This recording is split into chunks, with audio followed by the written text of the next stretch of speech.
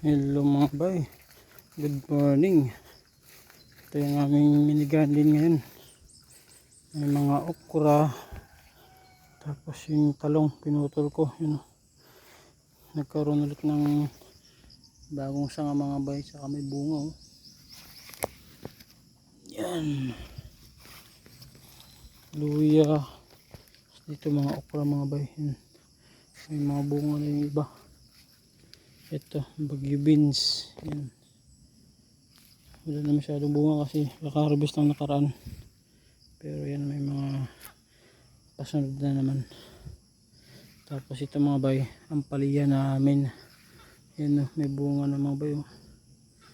Kailangan natin itong balutin ng daon ng saging, yan. Babalutin natin yung mga bay para hindi manuan ng mga insekto, yan. Tatlo na yung babalutin natin, tapos may mga pasunod na mga bay. Ang palya, ito okra, ang ganda ng okra oh.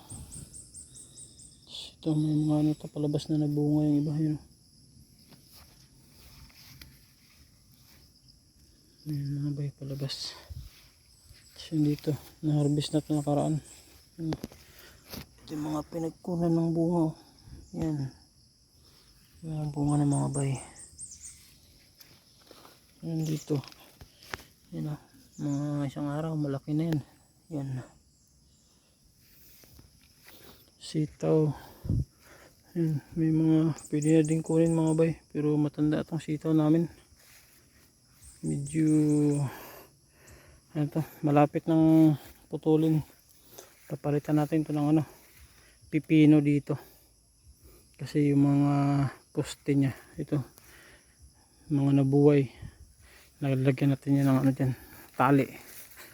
Tapos dito yung bago nating sitaw mga bay, yan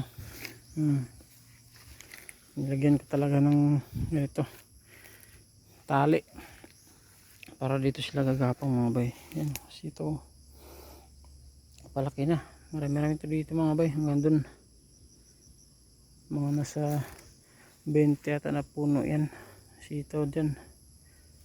Yan, tayo ng mga ilang linggo or buwan, makaka-harvest na naman tayo dyan sa bagong sitaw natin. Ito, isang linggo mga kabay, pwede pa to. Yan, may mga bunga po, may mga pang ulam pa rin. Tapos ito pala mga bayo, kalabasa. Yun, may bunga na yung kalabasa namin, laki no. Tapos yun rin dito isa, yun o. Yun, yun, bisang lumaki yan. Yun ba isa o, tutuloy yan mga bay. Yan, kalabasa.